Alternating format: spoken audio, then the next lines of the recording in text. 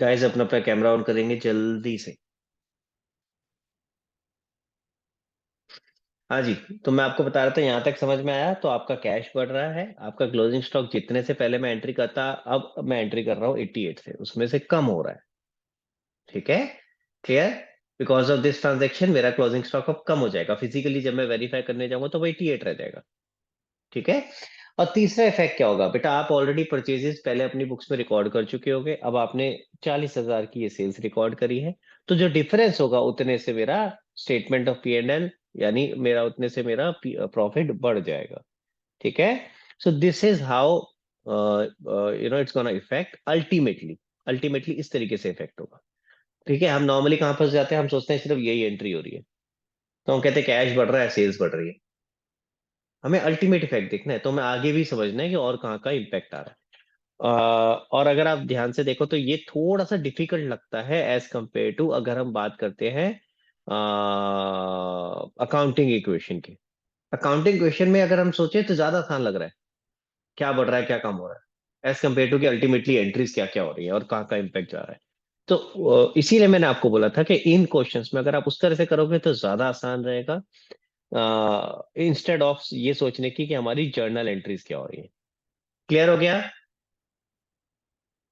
हाँ जी परीक्षा, और कोई डाउट? यस सर, आगे भी है 89।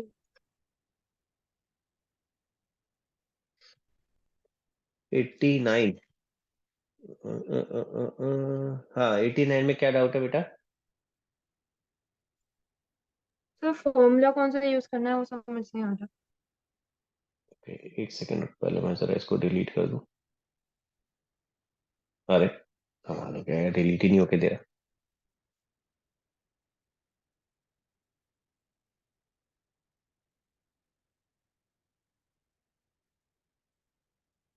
Just a second guys.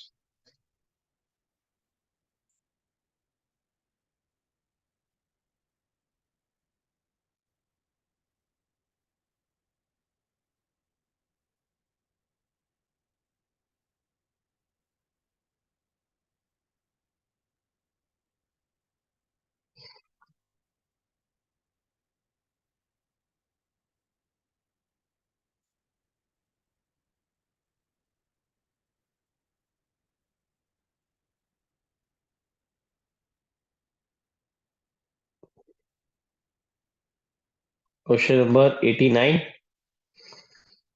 I think yes 89 नहीं सर। करा हुआ है, तो 89 मैं करके दिखाता हूँ फिर।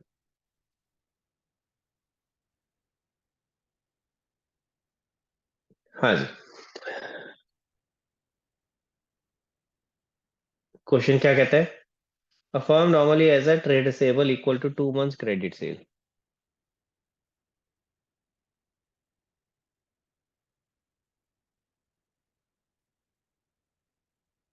ठीक है? During the coming year it expects credit sale of 7,20,000। ठीक है? सो क्रेडिट सेल हमारी कितनी होगी? 7,20,000। Spread evenly over the year. Spread evenly मतलब कि हम मान के चल रहे हैं नॉर्मली हर महीने सेम होती है, जबकि नॉर्मली प्रैक्टिकली तो ऐसा नहीं होता ना, पर हम ये मान के चल रहे हैं। What is the estimated amount of trade receivable at the end of the year? तो कह रहे हैं आमतौर पे ट्रेड रिसेबल कितने होते हैं? बताओ परीक्षा। 2 मंथ के क्रेडिट सेल जितना। और पूरे साल की क्रेडिट सेल कितनी है? 720। तो 2 महीने की कितनी हो जाएगी? सेवन निकालना। ट्वेंटी डिवाइड बाई पूरा साल इंटू 2। बस हो गया आंसर।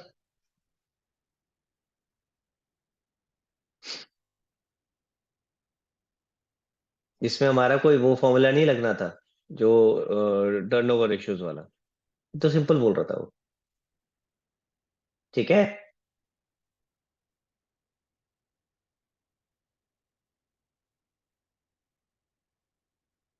Yes sir. और बताओ। और 108 लास्ट क्वेश्चन। कह रहा कंपनी अर्न्स, देखो 108 करा हुआ है।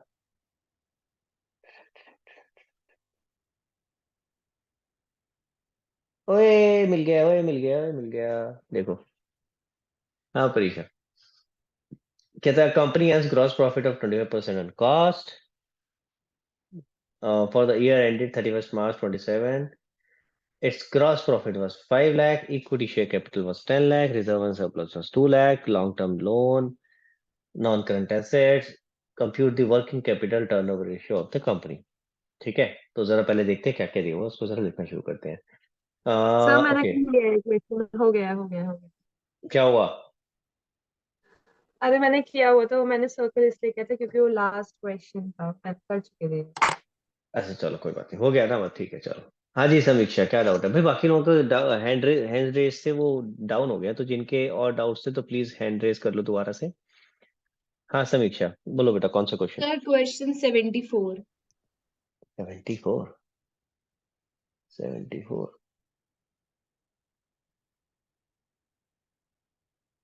नहीं है मेरा इसमें, तो मुझे खोलना पड़ेगा। हाँ बताओ बेटा, 74 में दिक्कत क्या है?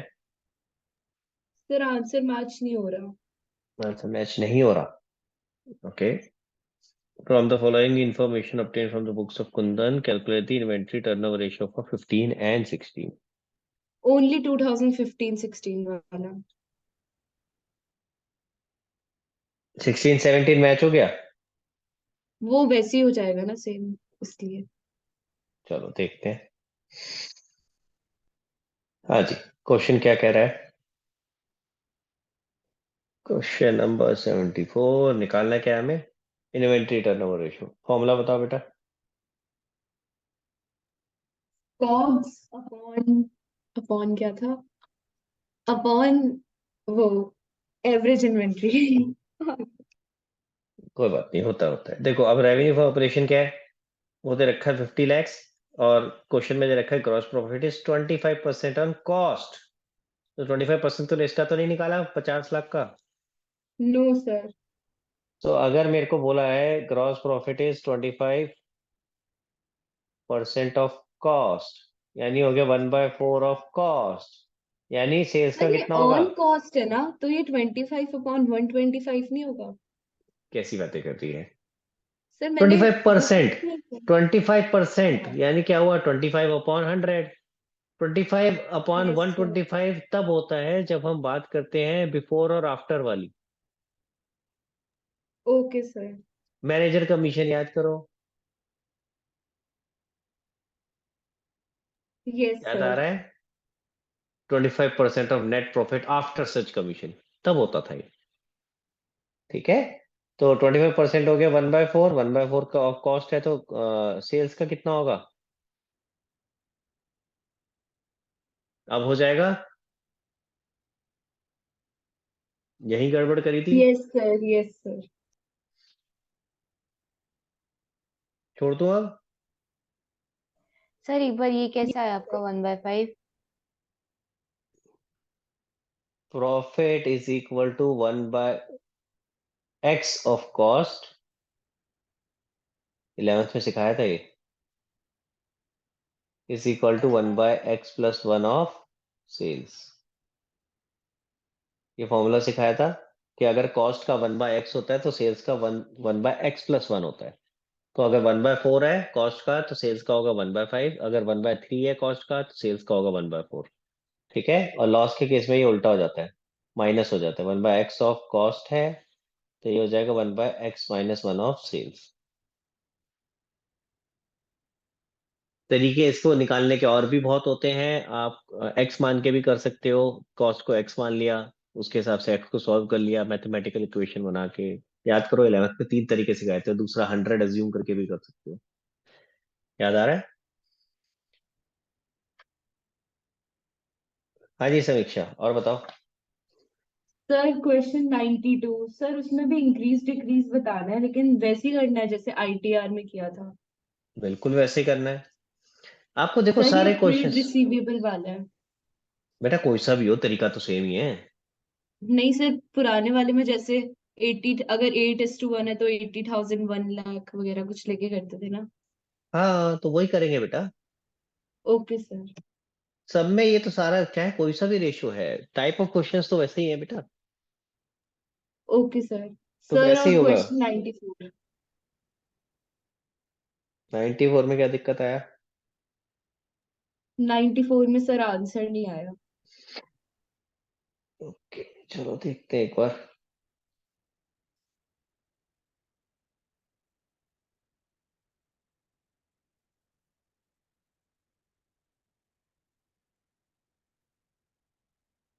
हाँ जी, कह रहे from the following information calculate opening and closing trade receivables if trade receivable turnover ratio is 3 times. तो ट्रेड रिसीवेबल सर हो गया। टर्नओवर, बे यार, चलो अच्छी बात है, हो गया तो। हाँ जी समीक्षा, और बताओ। सर हो गए सारे। हो गए। वृंदा बोलो बेटा। सर 76। मेरा आंसर नहीं 76। आ रहा। Inventory in the beginning of the year, यानी कि ओपनिंग इन्वेंट्री है, यानी opening stock 60,000, closing stock 1,00,000, inventory turnover ratio COGS upon average inventory is equal to 8, और यहां से मुझे एवरेज स्टॉक दिख रहा है निकलता हुआ, कितना हो जाएगा? 60,000 प्लस 1,00,000, 1,60 डिवाइडेड बाय 10, 80 होगा।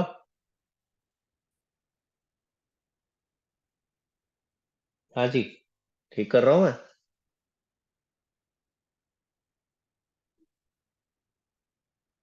बताओ, यहां तक पहुंचे थे वृंदा? Yes sir.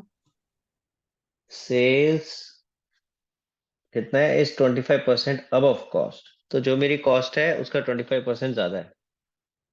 ठीक है, तो मैं ये बोल सकता हूँ कॉस्ट का 125% है। 25% अबव कॉस्ट का मतलब यही हुआ ना, या तो पहले 25% निकालो फिर ऐड करो, या सीधा 125% कर दो। तो मैं इसका 125% कर सकता हूँ। बताओ जरा कितना आएगा?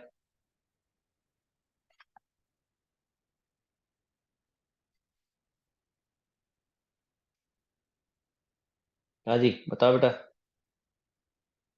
Sir 8 lakhs। तो सेल्स आ गए मेरे पास। क्वेश्चन ने बोला था कंप्यूट जीपी, तो भैया जीपी तो फिर सीधा 25 ही निकाल लेना चाहिए था मुझे। तो जीपी अब दो तरीके से निकाल सकता हूँ, 640 का 25%, या 8,00,000 में से 640 माइनस कर दो, तो ये आ जाएगा 1,60,000, राइट। तो जीपी आ गया मेरे पास, और रेवेन्यू फॉर ऑपरेशन 8,00,000 हो गया। कहाँ अटक रही थी वृंदा? सर ये सेल्स वाला नहीं समझ आया, आपने सेल्स कैसे निकाली कॉस्ट इंटू 125? नहीं, दूसरे तरीके से कर लेते हैं। कह रहा है सेलिंग प्राइसेस 25% अबव कॉस्ट। ठीक है, तो सेल प्राइस क्या है? कॉस्ट प्लस कॉस्ट का 25%।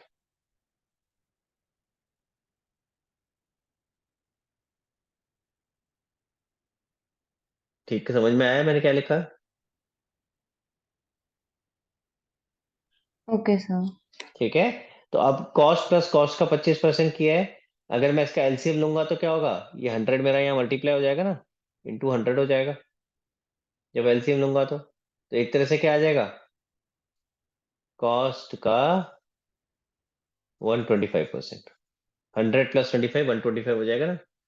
या आप इसको ऐसे भी कर सकते थे, इसी को सॉल्व कर लो अगर ज्यादा दिक्कत लग रही है तो। मैं तो वैसे कर दिया। नहीं तो आप क्या कर सकते थे, कॉस्ट आपको दे रखी है 6,40,000, 640 प्लस 640 का 25%, निकाल लो फिर भी सेम ही आएगा। मतलब तो वही है। हाँ जी, और बताओ कौन सा क्वेश्चन? सर 78 का भी मैच नहीं हो रहा मेरा आंसर। 78 किसका हो गया भाई? एक बार जरा ग्रुप पे डालो जल्दी से। परीक्षा आपका हो गया ना? डालो जरा ग्रुप पे डालो, मैं चाहता हूँ थोड़ा सा मैंने प्रॉफिटेबिलिटी रेशियो तो करा दूं, नहीं तो आई थिंक रह जाएगा आज। और बताओ वृंदा, इसके अलावा 78 के अलावा बाकी हो गया बेटा? स्निग्धा, 91 का केस 4। की आवाज नहीं आ रही बेटा। सर 91 का केस 4।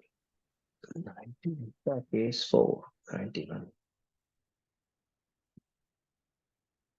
ओके, देखें जरा इसके अंदर क्या है। जब तक तब तक बेटा तो अपना वो चेक कर ले वृंदा, जो भी मैंने बोला ना इसने डाला होगा, परीक्षा ने चेक कर ले समझ में आया कि नहीं आया।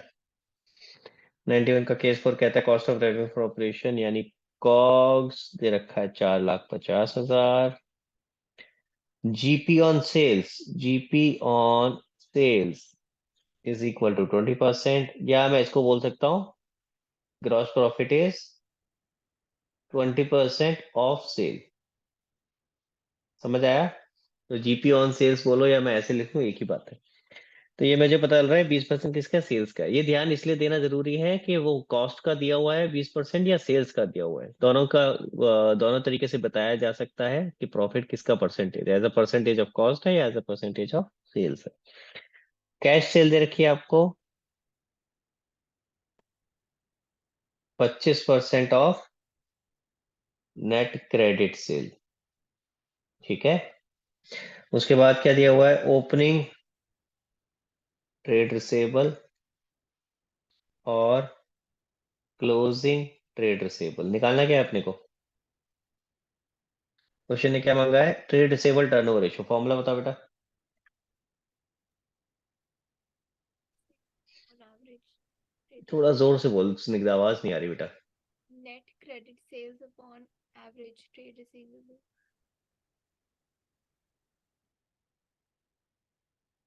ठीक है, तो एवरेज ट्रेड रिसेबल तो यहां से आ जाएंगे, 9 और 6 15, 15 का आधा हो गया 75, Yes, sir. तो 75,000 आ गया। मैं निकाल के नहीं दिखा रहा हूँ, समझ आ गया। ठीक है, और अपने को चाहिए नेट क्रेडिट सेल, उसके लिए पहले सेल्स निकालनी पड़ेगी। ठीक है, तो कॉस्ट ऑफ गुड्स सोल्ड दे रखा है, जीपी दे रखा है, जीपी 20% ऑफ सेल है। वही अभी अभी तरीका किया, 20% कितना होता है, 1/5 ऑफ सेल। तो कॉस्ट का कितना होगा, कॉस्ट आपको दे रखी है, निकालो कितना है ये।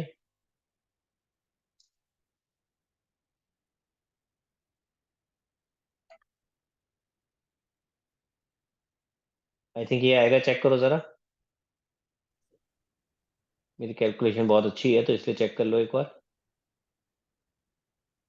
सही और कॉक्स के अंदर आप ऐड कर लोगे तो मेरा सेल आ जाएगा। सेल्स कितनी आ गई, 5,62,500। कॉक्स ऊपर थी अपनी 450, मैंने उसमें ऐड कर दिया, तो ये टोटल सेल है, दिस इज टोटल सेल। अब मुझे बोला हुआ है कैश सेल्स कितना है, 25% ऑफ नेट क्रेडिट सेल, और हमें चाहिए नेट क्रेडिट सेल। ठीक है, तो टोटल सेल का फॉर्मूला क्या होता है, cash sale plus credit sale is equal to 5,62,500। Are you with me? अब मुझे यहाँ फॉर्मूले में दिया हुआ है cash sale is equal to 25% of net credit sale, तो मैंने नेट क्रेडिट सेल को एक्स ले लूं तो ये कितनी हो गई,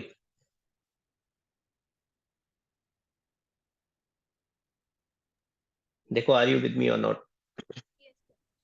ठीक है, तो कितना आ जाएगा, 125 x upon 100 is equal to 562। निकालो कितना आया एक्स,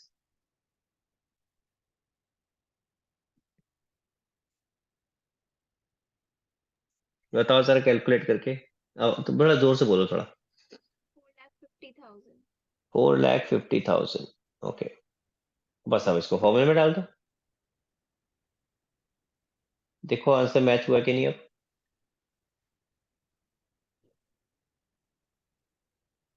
Yes, sir.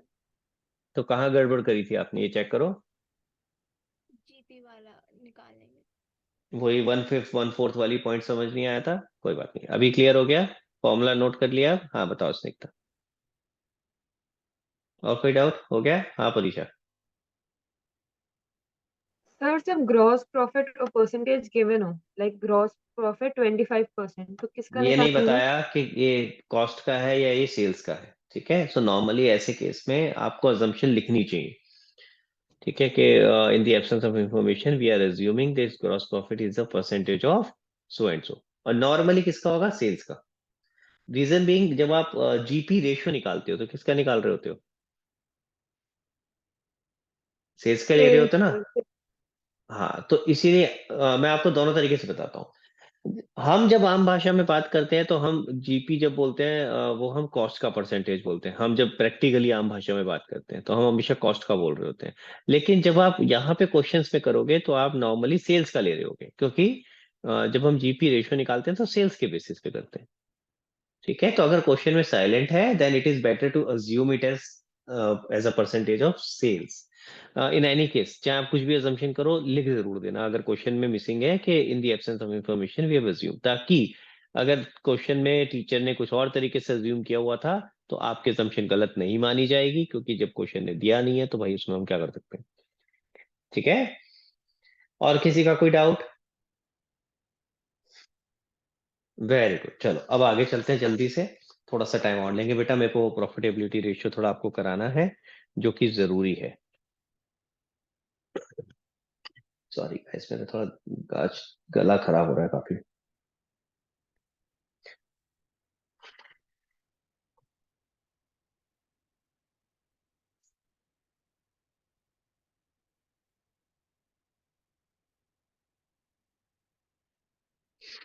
हाँ जी,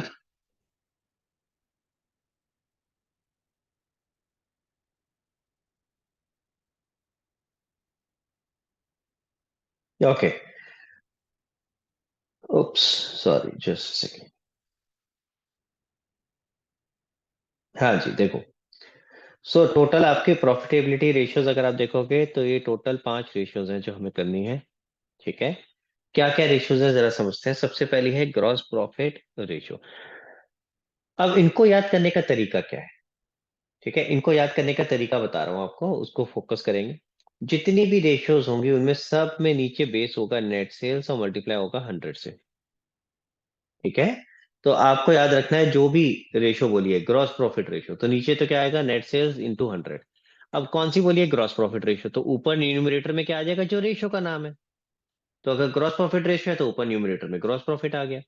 अगर ऑपरेटिंग प्रॉफिट रेशियो है तो ऊपर न्यूमरेटर में ऑपरेटिंग प्रॉफिट आ गया। अगर नेट प्रॉफिट रेशियो तो ऊपर न्यूमरेटर में नेट प्रॉफिट आ गया। तो बेसिक याद करने का तरीका क्या है कि आप जब भी प्रॉफिटेबिलिटी रेशियो करोगे, पहले एक ही पे फोकस करो, नहीं तो दिमाग ना वहीं जाएगा दूसरे पे। हाँ, तो जब भी आप प्रॉफिटेबिलिटी रेशियो करोगे तो आपको फोकस क्या करना है, याद क्या रखना है, तरीका बता रहा हूँ। नीचे डिनोमिनेटर में नेट सेल्स मल्टीप्लाई बाय 100, ये सब में कॉमन आने वाला है।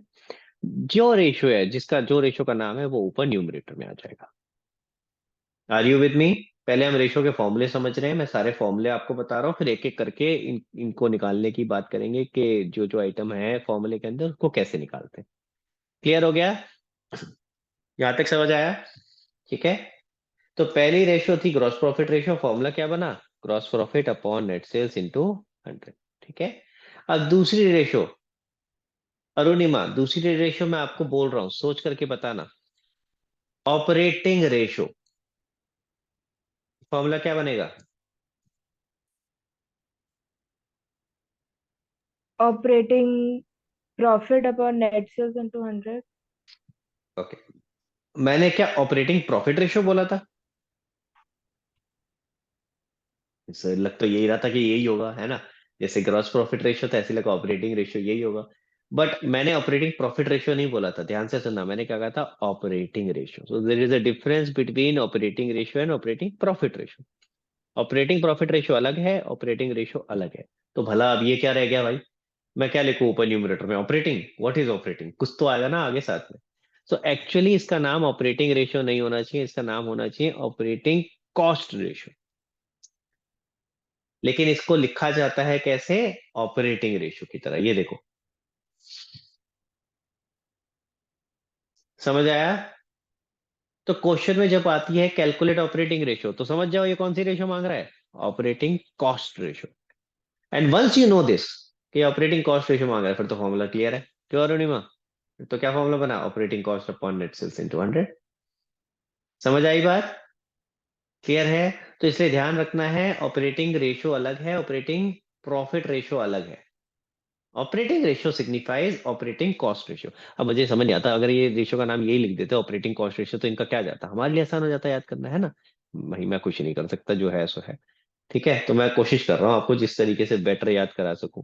लो भैया, अगली वाली क्या आ गई, ऑपरेटिंग प्रॉफिट रेशियो, जो कि अरुणिमा जिसका जवाब दे रही थी, operating profit upon net sales into 100। और इसके बाद अगली क्या आ गई, नेट प्रॉफिट रेशियो। देखो ये चारों में तो आई थिंक दिक्कत नहीं होनी चाहिए। नेट प्रॉफिट रेशियो का क्या फॉर्मूला होगा, net profit upon net sales into 100। अब नेट प्रॉफिट में सवाल उठता है कौन से वाला नेट प्रॉफिट। याद करो हमने पीछे एक इंटरेस्ट कवरेज रेशियो निकाला था, उसमें नेट प्रॉफिट से आप लेते थे net profit before interest tax and dividend. याद आ रहा है, यहाँ वो सेम नेट प्रॉफिट नहीं है, यहाँ क्या है, net profit is after interest and tax.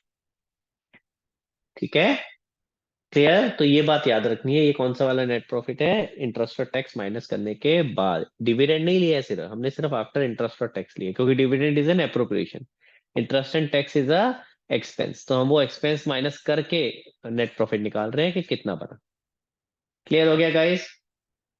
तो यहाँ ये वाली रेशियोज के लिए हमें ये दोनों एक्सपेंस माइनस करने होते हैं। इसका याद करने का तरीका भी मैं आपको बता रहा हूँ, कई बार बड़ा कंफ्यूजन होता है बच्चों को, अरे कहाँ पे कौन सा वाला नेट प्रॉफिट था।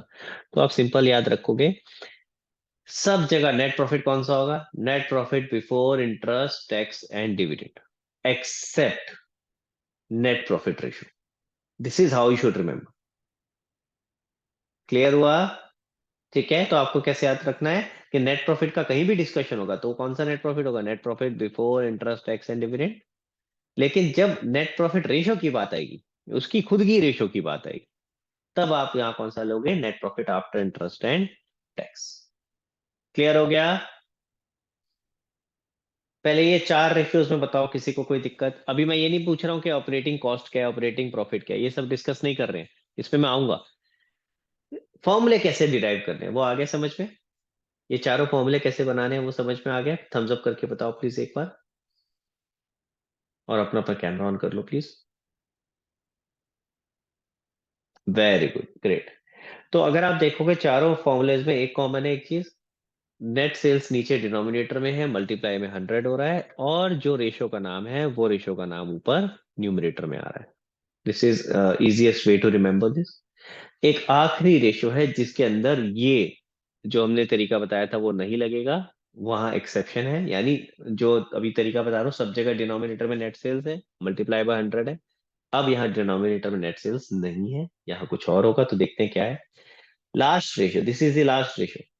ठीक है, रेशियो का नाम क्या है, रिटर्न ऑन इन्वेस्टमेंट, या फिर रिटर्न ऑन कैपिटल एम्प्लॉयड। इसको शॉर्ट में ROCE भी बुलाते हैं, ROI या ROCE, साथ में लिख लेना शॉर्ट फॉर्म, क्योंकि कई बार आ जाता है कैलकुलेट ROI, या कोई आपसे बोलता है कैलकुलेट ROI, अब आपको भाई ROI क्या होता है, तो ROI is return on investment, और ROCE क्या होता है, रिटर्न ऑन कैपिटल एम्प्लॉयड। मतलब एक ही है, दो अलग अलग नाम है और कुछ नहीं, मतलब सेम। ठीक है, सो ROI, very very very important, very important ratio, in fact I should say most important ratio.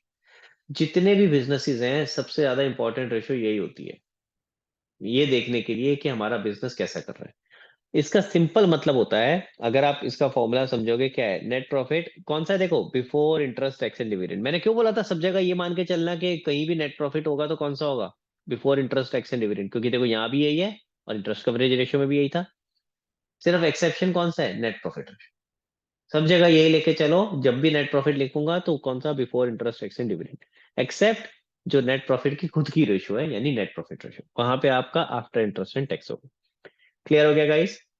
ठीक है, तो पहले फॉर्मूला समझते हैं, फॉर्मूला कैसे याद करना है वो समझते हैं, उसके बाद मैं उसका मतलब समझाता हूँ। देखो फॉर्मूले में क्या है ऊपर, रिटर्न ऑन कैपिटल एम्प्लॉयड या रिटर्न ऑन इन्वेस्टमेंट, यानी जितना पैसा मैंने लगाया उस पर मुझे कितना रिटर्न मिल रहा है। तो मैंने पैसा क्या लगाया है, वो नीचे आ गया, देखो कैपिटल एम्प्लॉयड। ठीक है, वो नीचे आ गया, और उस पर रिटर्न क्या मिल रहा है, net profit before interest tax and dividend. This is my return.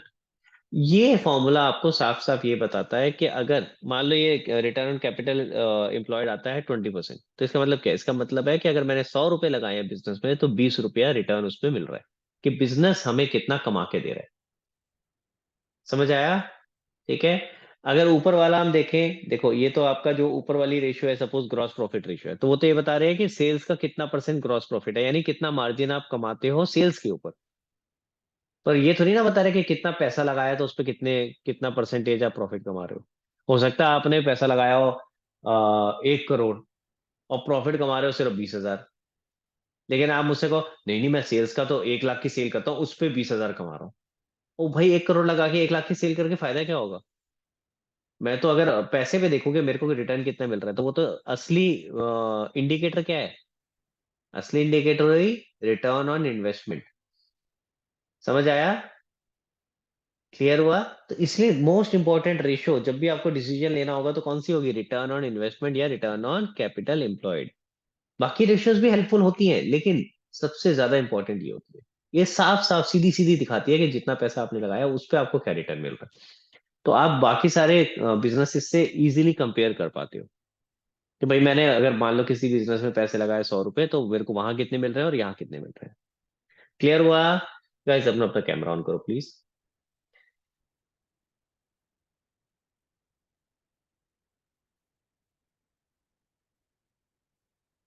समीक्षा, आराम, जल्दी जल्दी बेटा।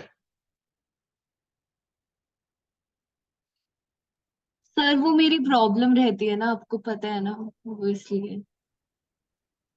मतलब प्रॉब्लम रहती है मतलब? सर वो नेटवर्क इशू अच्छा। रहता है और आराम, हमेशा। तू तो लगा दे भाई। सर आज नहीं कर पाऊंगा। क्या हो गया? अभी तो चल रहा था तबीयत अच्छा खासा। तबीयत काफी खराब है अभी। अभी तो अच्छा आराम आ गया। ओके सॉरी सॉरी, मुझे लगा आरव था ये। तो ये तू कब आया? सर थोड़े टाइम बाद ही आ गया था। अच्छा, मैंने तो नोटिस भी नहीं किया। चलो बहुत बढ़िया, अच्छा लग रहा है मुझे कि तेरी तबीयत ठीक नहीं है फिर भी तू ज्वाइन कर रहा है। चलो कर ले कर ले, मैंने तो ध्यान भी नहीं दिया, मुझे लगा ये आरव ही है। हाँ चलो तो आगे बढ़ते हैं फिर। हाँ जी गाइस। आ हाँ तो अब बात करते हैं। मैंने आपको फॉर्मूले सिखा दिए कैसे याद करना है। ठीक है। टोटली 5 रेशियोज है, मैंने पांचों रेशियोज के फॉर्मूले आपको बता दिए हैं किस तरीके से इनको याद करना है। अब इनके अंदर क्या क्या चीजें दे रखी हैं उस पर फोकस करते हैं। जैसे पहला, gross profit ratio. Gross profit तो आपको आता है निकालना। Net sales minus cost of goods sold, gross profit हो जाता है कि नहीं? ये तो हमने सीखा हुआ है। ठीक है, तो आई थिंक इसमें कोई दिक्कत नहीं, पुरानी पहले वाली रेशियोज में आपने ये देखा हुआ है। नेट सेल्स भी आपको पता है। नेट सेल्स क्या होता है Vrinda? Sales minus sales return. Very good. और नेट सेल्स की जगह यहाँ पे क्या लिखा मिल सकता है आपको? बुक में देखोगे तो यहाँ लिखा मिलेगा रेवेन्यू फ्रॉम ऑपरेशन। तो gross profit upon revenue from operation, तो हो सकता है बुक में आपको वो मिले। एक ही बात है यार, रेवेन्यू फ्रॉम ऑपरेशन बोलो नेट सेल्स बोलो एक ही बात है। तो आप वो लिखना चाहो तो वो लिखो, ये लिखना चाहो तो ये लिखो, बस ये याद रखना। Revenue from operation means net sales, revenue from operation does not mean sales. Revenue operation में सेल रिटर्न माइनस हो रखा है, दोबारा मत कर देना, बस ये याद रखना। क्वेश्चन में जानबूझ के दे देते हैं कंफ्यूज करने के लिए। तो आई थिंक पहली रेशियो में तो सब कुछ क्लियर है, कोई दिक्कत नहीं है। दूसरी रेशियो, ऑपरेटिंग कॉस्ट आपको समझना पड़ेगा क्या है। ठीक है, ऑपरेटिंग कॉस्ट समझना है। तीसरी रेशियो, ऑपरेटिंग प्रॉफिट समझना है। नेट सेल्स इंटू 100 तो सेम ही हो गया। चौथी रेशियो कुछ समझना है, net profit after interest and tax. ये तो आपको सिखा रखा है, इंटरेस्ट कवरेज रेशियो में बताया था। Net profit before interest tax and dividend में से इंटरेस्ट माइनस कर दो, टैक्स माइनस कर दो, क्या आ जाएगा? Net profit after interest and tax. ठीक है। तो कुछ और नया नहीं है इसके अंदर। तो अभी तक क्या क्या रह गया जो समझना है? ऑपरेटिंग कॉस्ट और ऑपरेटिंग प्रॉफिट। ठीक है, आगे चलते हैं। Net profit before interest tax and dividend तो आपको ऑलरेडी आता है, इंटरेस्ट कवरेज रेशियो में सीखा हुआ है। और उसके नीचे क्या? Capital employed. कैपिटल एम्प्लॉयड आपका क्या होता था? शेयर होल्डर फंड और नॉन करंट लायबिलिटी। अगेन कुछ नया नहीं है, कुछ नया नहीं सीखना है, तो वही सेम चीज है। सिर्फ दो चीजें आपको सीखनी है यहाँ, दो चीजें, ऑपरेटिंग कॉस्ट और ऑपरेटिंग प्रॉफिट। इसके अलावा बाकी सारी पुरानी चीजें, कुछ नया नहीं है। इससे पहले कि मैं आगे बढ़ूं, कुछ लोगों को ये नीचे रेड कलर में लिखा हुआ दिख रहा है, तो उनका दिमाग यहाँ चल रहा होगा ये क्या लिखा है सर ने, क्या कैपिटल एम्प्लॉयड के नीचे share holder fund, non current liability, तो ये समझ लेते हैं। ये मैंने समझाने की कोशिश करी थी कि यहाँ जो नेट प्रॉफिट का रेशियो का जो फॉर्मूला है उसके अंदर net profit before interest tax and dividend क्यों है, आफ्टर वाला क्यों नहीं है, बिफोर वाला क्यों?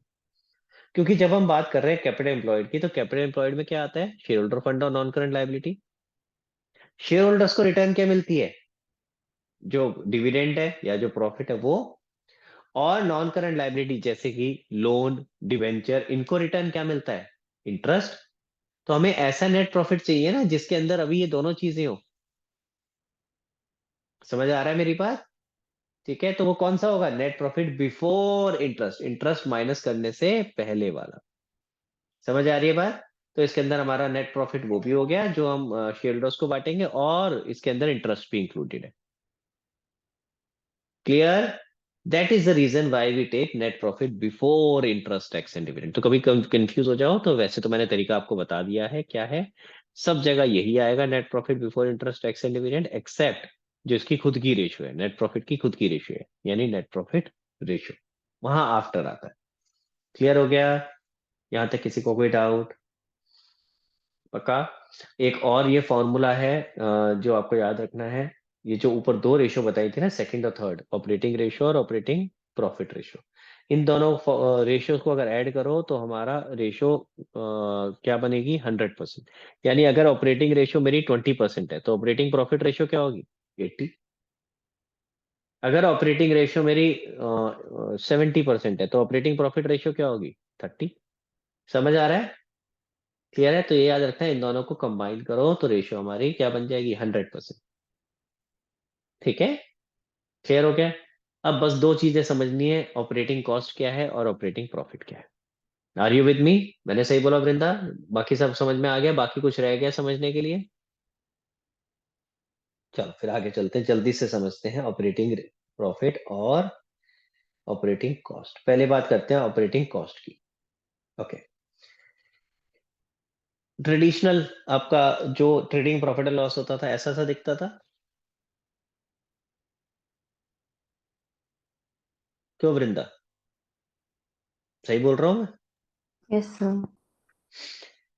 अब अगर मैं आपसे पूछूं ट्रेडिंग अकाउंट में जो कॉस्ट होती है, अगर मैं सिर्फ यही कॉस्ट, यहां तक की कॉस्ट को कंसीडर करूं तो उसे क्या कहते हैं?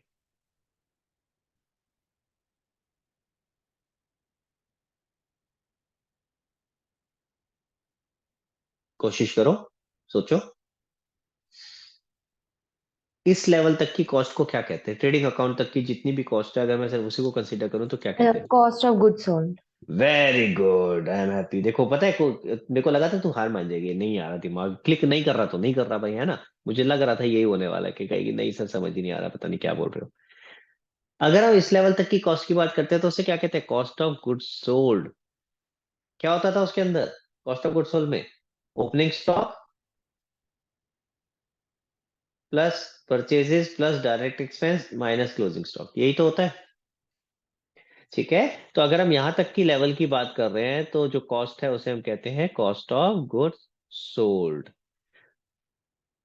अगर कॉस्ट ऑफ गुड्स सोल्ड के अंदर मैं नीचे जो प्रॉफिट एंड लॉस अकाउंट में कॉस्ट आ रही है, यानी इनडायरेक्ट एक्सपेंस, सॉरी, यानी जो नीचे इनडायरेक्ट एक्सपेंसेस आ रहे हैं, अगर मैं उसको भी ऐड कर लूंगा तो मेरे पास क्या कॉस्ट आ जाएगी? Operating cost. ना, ऑपरेटिंग तो सिखानी है, ऐसे थोड़ी ना होगा ये ऑपरेटिंग आ जाएगी। तो मेरे पास आ जाएगी टोटल कॉस्ट। ध्यान से समझो भाई, टोटल कॉस्ट क्या है? यही तो है, ऊपर मेरी कॉस्ट ऑफ गुड्स सोल्ड है, नीचे मेरी इनडायरेक्ट एक्सपेंस और है। अगर मैं इन दोनों को ऐड कर देता हूं तो मेरे पास क्या आ जाता है? टोटल कॉस्ट, के पूरा मेरा खर्चा कितना है। सबको समझ आ रहा है? फिर से रिपीट कर रहा हूं, ऊपर ट्रेडिंग अकाउंट में क्या है? Cost of goods sold. ठीक है, आई थिंक ये सबको क्लियर होना चाहिए। पहले ये पॉइंट क्लियर है सबको? किसी को नहीं आ रहा तो प्लीज हैंड रेज कर लेना, मैं दोबारा समझाऊंगा। तो ऊपर आपका क्या है? Cost of goods sold. Trading account में जितनी कॉस्ट है उसे कंसीडर किया तो कॉस्ट ऑफ गुड्स सोल्ड। उसके बाद जो पी एंड एल में कॉस्ट आ रही है वो क्या है? इनडायरेक्ट